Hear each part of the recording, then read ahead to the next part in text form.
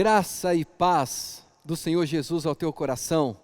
Sou o pastor Tony, da Igreja Presbiteriana, na cidade de Serquilho. É um prazer imenso poder compartilhar a palavra de Deus ao teu coração.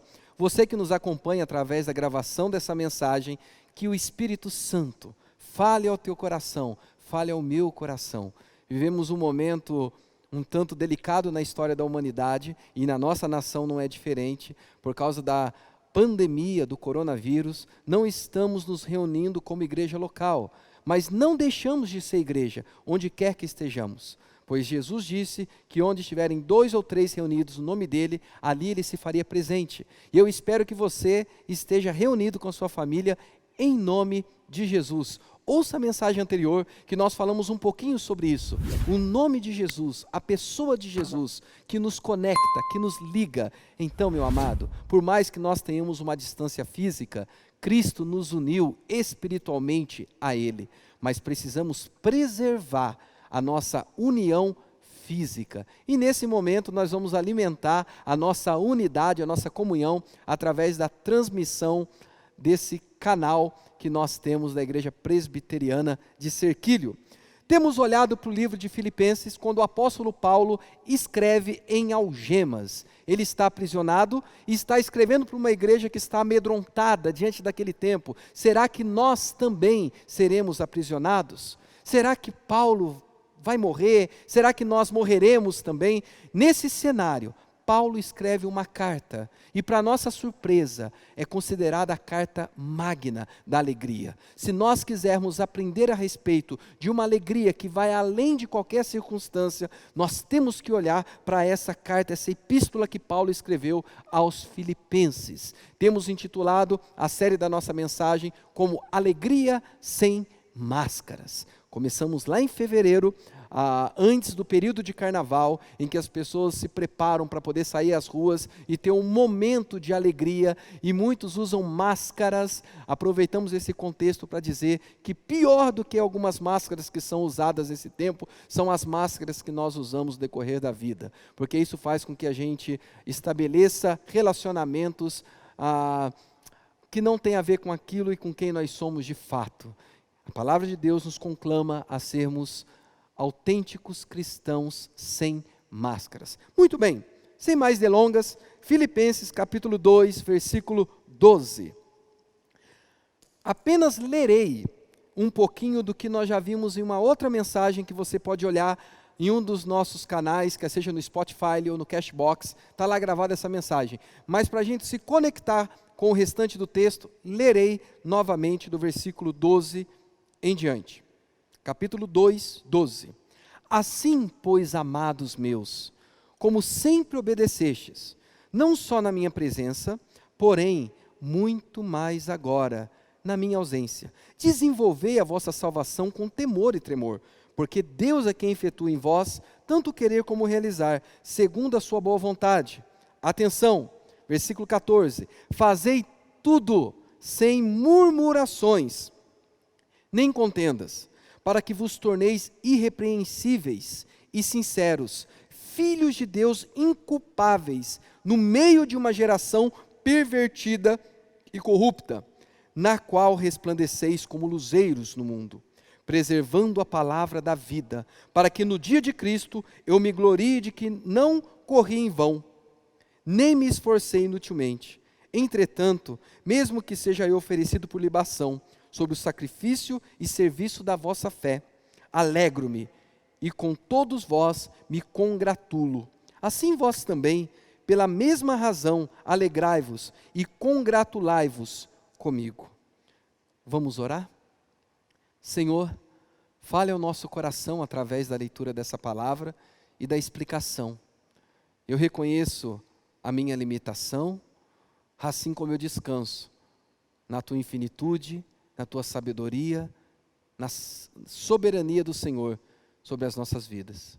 Então que agora o teu Espírito ilumine a nossa mente, para entendermos e venhamos vivenciar a tua palavra. Em nome de Jesus, amém. Paulo começa dizendo assim: diante de tudo que eu falei, assim, pois, diante do exemplo de Cristo, do versículo 5 ao versículo 11, eu quero, amados meus, olha só a doçura do falar de Paulo. Lembrando, Paulo está algemado, aprisionado, poderia estar com o coração amargurado, azedo, tendo palavras duras, palavras sem nenhum pouco de afeto, mas esse homem trata os seus irmãos e irmãs com carinho. Meus amados, essa linguagem afetiva, carinhosa, acolhedora. Já falamos sobre isso, mas eu quero abrir um parênteses, até por causa do momento que nós vivemos no Brasil, onde estamos em quarentena, dentro das nossas casas. Inclusive, eu estou gravando essa mensagem aqui no templo da Igreja Presbiteriana, mas está tudo vazio, não tem ninguém. Aliás, só tem um amado irmão Beto que está me auxiliando na gravação. Os demais estão cumprindo uma determinação desse nosso momento das organizações de saúde. Mas você que está dentro da sua casa e talvez você está passando um tempo que nunca passou com seus familiares. E eu sei que conflitos podem acontecer, às vezes a gente acaba falando coisas que não deveria, mas eu quero convidá-lo a ter doçura no falar. Aliás, olhar para Paulo e perceber que mesmo diante do sofrimento que ele estava vivendo, Paulo era alguém dócil. Seja uma pessoa mais dócil no falar. Trate as pessoas com quem você convive como sendo seus irmãos e irmãs na fé de verdade, como amados. Porque assim Paulo se via, como um amado de Deus. É assim como você tem que se ver, como um amado de Deus. E se Deus te ama, apesar das suas imperfeições, das suas fragilidades, seus pecados, seus erros, quem somos nós para não amarmos as pessoas com quem nós convivemos? Seja amável nas palavras, seja amável no trato nesse tempo. E ele vai continuar: assim, pois, amados meus, como sempre obedecestes, não só na minha presença, porém muito mais agora na minha ausência. Olha que informação interessante. Paulo está dizendo: vocês sempre me obedeceram. E agora que eu não estou presente, mesmo na minha ausência, vocês obedecem muito mais. Isso mostra que aquela igreja já tinha desenvolvido a maturidade cristã de não obedecer simplesmente porque tem alguém perto. Não obedecer apenas por causa da supervisão de alguém, mas obedecer para a glória de Deus. Obedecer por amor. Tendo Paulo perto ou não, aquela igreja era uma igreja obediente. E diante disso, ele disse assim: desenvolvei a vossa salvação com temor e tremor. Essa palavra desenvolvei tem a ver com uma atitude contínua, constante, de esforço, de labuta diante da salvação. Desenvolvei a vossa salvação com temor e tremor. O que me chama a atenção é que Paulo não está dizendo que a gente tem que trabalhar para poder ter salvação. Ele aqui não está falando de uma salvação meritocrática, a meritocracia da salvação, salvação por obras. Muito pelo contrário. Efésios capítulo 2, versículo 8 nos diz que nós somos salvos pela graça, mediante a fé. E isso não vem de nós, é dom de Deus, não de obras para que ninguém se glorie. As obras são sequências de quem experimenta a salvação em Cristo, mas são as próprias obras de Cristo que Ele preparou de antemão para que pudéssemos andar nelas. Salvação obras são demonstrações da salvação que nos alcançou em Cristo Jesus. Quando ele fala desenvolvei a vossa salvação, ele não está dizendo se salve ou tente se salvar, não. Ele diz, desenvolva aquilo que lhe foi dado. Desenvolva aquilo que te pertence. A palavrinha usada aí tem a ver com alguém, aplicado em dois contextos. Ou de uma mina, em que a pessoa entra para poder explorar a mina, ou um terreno que foi dado e agora tem que ser cultivado para poder ser um terreno produtivo. Paulo está dizendo, pela graça de Deus você recebeu a salvação. Deus te deu a salvação. Méritos de Cristo. Mas agora que Ele te deu esse presente, desenvolva. Desenvolva. Não viva com displicência. não seja diligente, mas seja aplicado, dedicado, desenvolvendo com temor e tremor aquilo que Deus te deu. Somos chamados ao crescimento, ao desenvolvimento daquilo que Deus nos deu. Então, no primeiro momento, Paulo está dizendo assim: não seja um irresponsável diante do que Deus te deu. E não se esqueça, foi Deus quem te deu, diz o versículo 13, porque Deus é quem efetua em vós tanto o querer como o realizar, segundo a sua boa vontade. Olha que coisa interessante, o querer é uma ação de Deus na vida do homem. Essa palavrinha, porque Deus é quem efetua, tem a ver com um Deus que faz completamente aquilo que Ele propôs a fazer.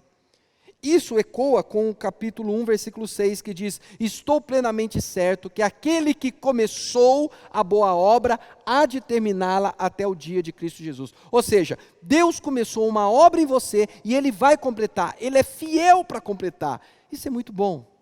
E esse versículo agora mostra que esse Deus efetua perfeitamente, despertando em nós o querer, o desejar, e não apenas o querer, mas o realizar.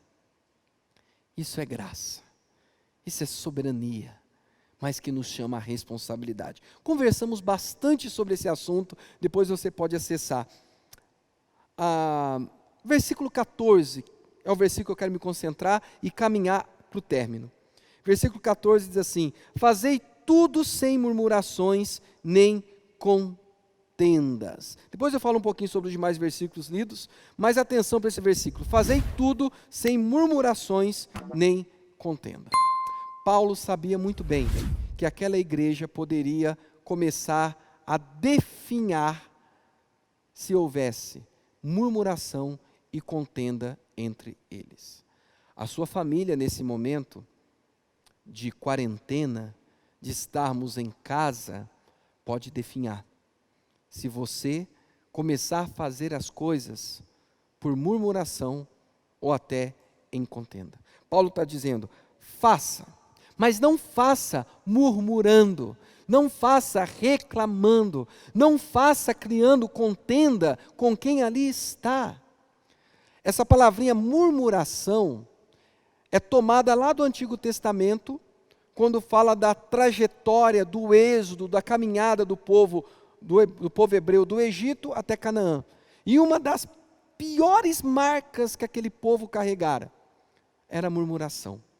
Deus abriu o mar vermelho, o povo murmurou. Deus fez com que maná caísse do céu, o povo murmurou. A murmuração foi marcando aquela geração de uma tal maneira que muitos foram perecendo por causa da murmuração, da reclamação. Gente do céu, não tem como viver dentro de casa com alguém que é murmurador, que só fica reclamando do que está acontecendo lá fora, do que pessoas fizeram ou deixaram de fazer, de quem ali dentro está. Murmuração definha uma família. E é interessante esse contraste da palavra murmuração e contenda, porque murmuração é algo externo. A ideia da palavrinha murmuração ali é algo que as pessoas presenciam e veem. Ao passo que contenda aqui é algo interno, está na motivação. Ainda que ninguém perceba, está acontecendo dentro da alma. Paulo está dizendo, se nós quisermos experimentar de uma igreja viva, saudável, que desenvolve a salvação, se você quer passar por esse tempo de quarentena, crescendo como família, como pessoa, crescendo na espiritualidade, faça algo, mas sem murmurar. Não seja um murmurador. Faça com gratidão, com alegria, dando glória a Deus. Talvez esse tempo é um tempo que você vai ter que fazer coisas que normalmente você não fazia no seu dia a dia. Que bom, uma oportunidade de ter novas experiências. Faça, mas faça sem murmuração. Faça, mas faça sem criar contendas. Faça, fazendo para a glória de Deus. E o texto continua dizendo: para que vos torneis irrepreensíveis e sinceros, filhos de Deus, inculpáveis no meio de uma geração pervertida e corrupta, na qual resplandeceis como luzeiros no mundo. Paulo está falando de uma igreja que precisava iluminar, brilhar na sociedade, na cidade de Filipos. O nosso contexto agora, como igreja e como pessoas, não é iluminar na cidade. Nós não estamos nas ruas, nós estamos dentro das nossas casas, mas talvez você convive com pessoas que ainda não conhecem a Jesus. E é uma excelente oportunidade de você iluminar a vida dessa pessoa. Como iluminar? Como ser irrepreensível? Como ser inculpável? É não vivendo a murmuração e a contenda. Guarde isso. Talvez o momento que você vive, onde você se encontra, seja parecido com o que Paulo está dizendo. Um contexto corrupto e até pervertido. Mas você pode ser luzeiro. Você pode fazer a diferença. Você pode amar. Você pode glorificar a Deus aí. E o texto diz, versículo 16, preservando a palavra da vida, para que no dia de Cristo eu me glorie de que não corri em vão, nem me esforcei inutilmente. Paulo está dizendo assim, gente, quando Cristo voltar, eu não quero descobrir que tudo que eu fiz por amor a vocês, vocês não aproveitaram.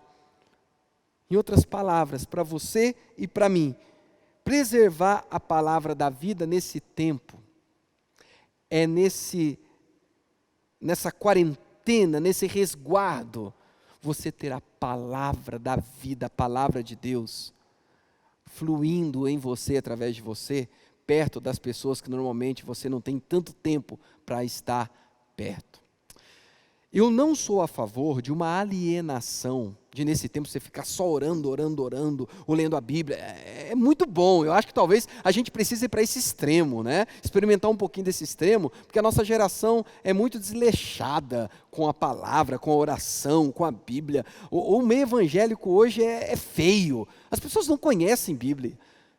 Nesse momento tem muita gente que me procura, né? E eu ouço cada coisa, se eu fosse contar aqui, você iria rir comigo, mas gente que fala que viu cada coisa, que vídeos que são compartilhados, informações que são compartilhadas, e eu falo, meu Deus, esse pessoal não conhece a palavra, esse pessoal não conhece a Bíblia, o pessoal não tem oração, não é possível. Então, nesse tempo, nós temos que experimentar muito da palavra, muito da oração, mas eu não sou a favor de nenhum extremo. Você pode ter o seu tempo de lazer, assistindo um bom filme, assista um bom filme, ouça boas músicas, leia bons livros, descanse, brinque, vá se divertir com seus familiares, com seus filhos, faça tudo isso, vire um Masterchef, com zelo, com consciência nesse tempo de saber o que se pode e o que não pode, não é verdade? Mas a palavra da vida tem que ser aquilo que vai ser mais marcante em você e através de você. Talvez seja um tempo de você resgatar o culto doméstico. Talvez seja um tempo de você resgatar a sua vida de oração com a sua esposa, com seu esposo, com seus filhos, com seus pais. Um tempo de você orar mais. Um tempo de você ter a palavra da vida. Já parou para pensar que Deus, nessa soberania toda dele, está nos dando uma oportunidade de conhecer de uma maneira que nós não conheceríamos fora dessa quarentena toda? O texto diz, preservando a palavra da vida, para que no dia de Cristo, o grande dia, quando o Senhor retornar, algumas pessoas mandam para mim vídeos, áudios, porque na Bíblia está escrito isso, aquilo outro. Meu irmão, talvez seja o fim do mundo mesmo, talvez a gente esteja vivendo aí a última era, os últimos minutos, segundos da história da humanidade. Cristo pode voltar a qualquer momento, pode ser agora. Mas tem um detalhe, não é viver por medo desse grande dia, porque esse dia vai ser grande para quem viveu todos os outros dias com Ele, mas esse dia, o dia de Cristo, vai ser terrível para quem nunca preservou a palavra da vida no seu ser. Versículo 17, entretanto, mesmo que seja eu oferecido por libação sobre o sacrifício e serviço da vossa fé, alegro-me e com todos vós me congratulo. Gente, Paulo está falando, ainda que eu morra, vai ter valido a pena. Vai ter valido a pena. A pinha não, né? Pinha é outra coisa. A pena. Vai ter valido a pena. Sabe por quê? Porque eu fiz isso para a glória de Deus e por amor a vocês. Uma vida que vale a pena ser vivida é aquela que é vivida para a glória de Deus e por amor a pessoas. E se tiver que morrer por amor, que a gente morra por amor. Nós somos a geração, principalmente de cristãos, de crentes evangélicos, que a morte é uma coisa muito terrível, que acha que o grande triunfo sempre é viver. E talvez a glória de Deus vai se resplandecer na vida de alguns através da morte.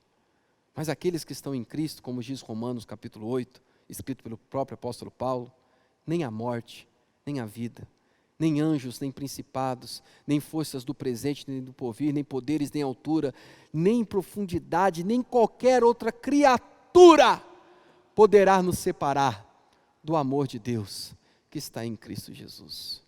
Louvado seja o nome do nosso Senhor Salvador, porque como Paulo já disse, morrer é lucro, viver é Cristo.